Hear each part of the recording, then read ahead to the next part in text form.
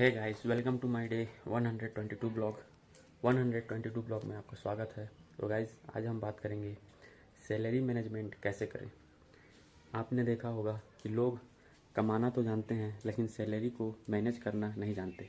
इसी के ऊपर हम बात करेंगे आज। बहुत ही बढ़िया इंटरेस्टिंग टॉपिक होने वाला है। तो जो चैनल पर नए हो लाइक कर दीजिएगा, चैनल को सब्सक्राइब कर दीजिएगा। चलिए वीडियो शुरू करते हैं। तो गाइस, जैसा कि आपको पता होगा, सैलरी मैनेज करना बहुत ज़रूरी है। जब तक आप सैलरी मैनेज करना नहीं जानोगे तब तक आप पैसों को संभालना नहीं जानोगे। चाहे आप कितना भी कमा लो, आपका कितना भी पैकेज हो, कुछ भी हो, लेकिन जब तक सैलरी को मैनेज आप करने नहीं जानोगे तब तक आप पैसे को संभाल नहीं पाओगे। कैसे, मैं बताता हूँ आपको। आपने देखा होगा कि लोगों का सैलरी का जो पैकेज रहता है वो 10 लाख 15 लाख पर एनम रहता है, लेकिन वो लोग इस तरह ट्रीट करते हैं मंथ के एंड में जैसे कि वो लोग बहुत कम सैलरी वाले हों, जैसे कि उन लोगों को बहुत कम मिलता है।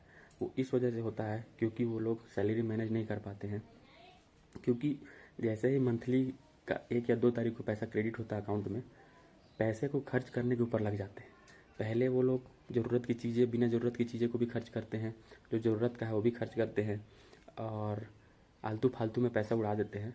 और एट द एंड क्या होता है, एट द एंड यही होता है कि लास्ट मंथ में पैसे बचते नहीं हैं और उधार लेके चलाना पड़ता है। सारा घर का खेल यही है, ज़्यादातर मिडिल क्लास लोग का घर का खेल यही है कि लोग पैसे को मैनेज करना नहीं जानते हैं। तो आज मैं एक एग्जांपल से बताना चाहता हूँ आपको कि कैसे आप ये सैलरी मैनेजमेंट को सीख सकते हैं। एक लड़का था जो कि मतलब उसका लगभग 9 लाख का पैकेज था। कोई राहुल नाम का लड़का था, 9 लाख रुपया का पैकेज था पर एनम, मतलब ईयरली। और एक दूसरी तरफ था कोई अंकित नाम का, जो उनका भी पैकेज सेम था।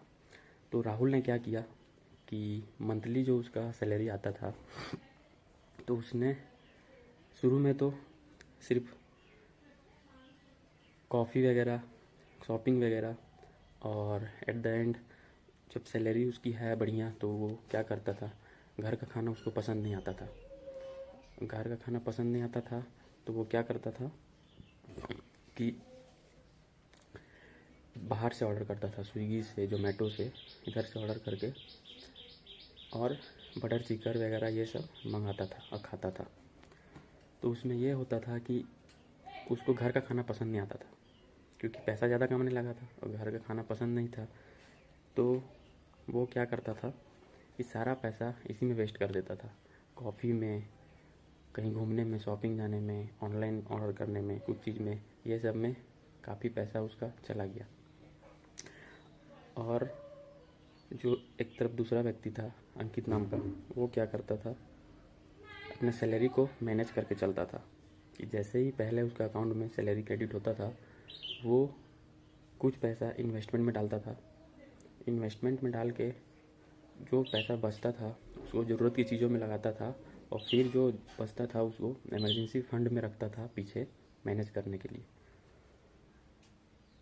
तो इससे ये होता है कि एक ने समझदारी दिखाई और दूसरे ने बेवकूफ़ी दिखाई, क्योंकि इसको दिखाना था कि मेरे पास पैसा है, सब कुछ है, तो मैं क्यों ना खाऊं, मैं क्यों ना दिखाऊं लोगों को, ये सोच रख के चलता था वो।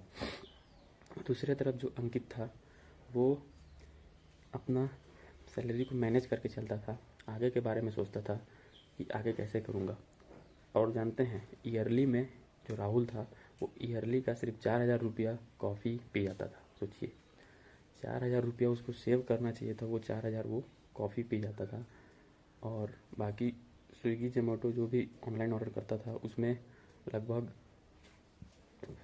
बोले तो 5 से 6,000 रुपया उसमें चल जाता था।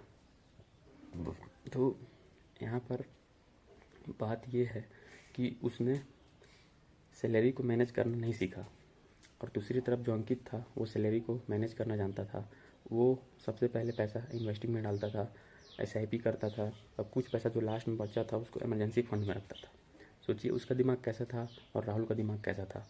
ये खाली उड़ाने में, पार्टी करने में और भी चीज़ में, कोई भी चीज़ में दिमाग लगाता था।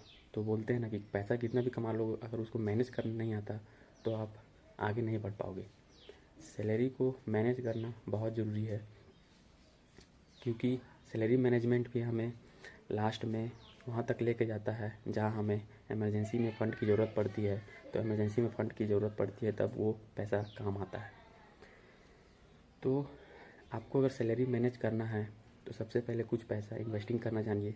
जैसे ही सैलरी आइए 2 अकाउंट रखिए। पहले अकाउंट में क्या कीजिए कि जो सैलरी आता है वो अकाउंट रखिए, दूसरे अकाउंट में इन्वेस्टिंग का अकाउंट रखिए। उसमें से जो भी 20% 30% है उसको इस अकाउंट में ट्रांसफ़र कर दीजिए, और वो अकाउंट आपको छूना नहीं है। उसमें सिर्फ सेविंग या इन्वेस्टिंग का ही काम होगा। ये अकाउंट आपका सैलरी का है, इसमें घर का खर्चा वर्चा चलेगा। 2 अकाउंट रखना बहुत ज़रूरी है लोगों को। उस अकाउंट को आप मैनेज कीजिए। SIP के लिए SIP से वो अकाउंट लिंक कीजिए, या इन्वेस्टमेंट करते हैं तो वो वाला अकाउंट लिंक कीजिए।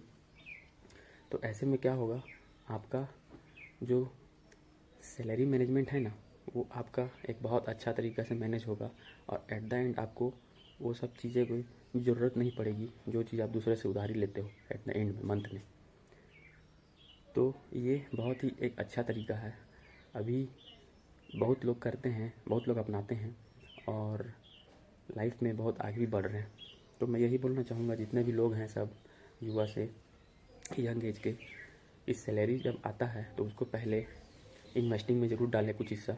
उसके बाद ही आप जो भी ज़रूरत का हिस्सा है उसे खर्च करें, और बेफिजूल का हिस्सा खर्च ना करें।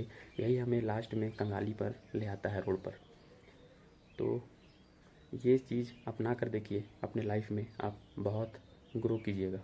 तो भाई सैलरी मैनेजमेंट मैंने आपको बता दिया है क्या करना है। मैनेज कीजिए, पैसा को 2 अकाउंट रखिए।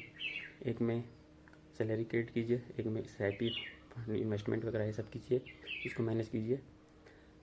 और दूसरा चीज़, आप इसको एक प्रोसेस की तरह अपनाइए। ये नहीं कि 2 दिन किया, 2 महीना किया, तीसरा महीना छोड़ दिया। इसको कंटिन्यू करना है, तभी जाके आपको लाइफ में आगे फ़ायदा मिलेगा। तो भाई अगर वीडियो अच्छा लगा हो तो कमेंट में बताइएगा कैसा लगा, और इसी तरह नया नया वीडियो लाता रहूँगा। तो वीडियो को लाइक कर दीजिएगा, सब्सक्राइब कर दीजिएगा। चलिए मिलते हैं नेक्स्ट ब्लॉग में, तब तक टिल देन गुड बाय।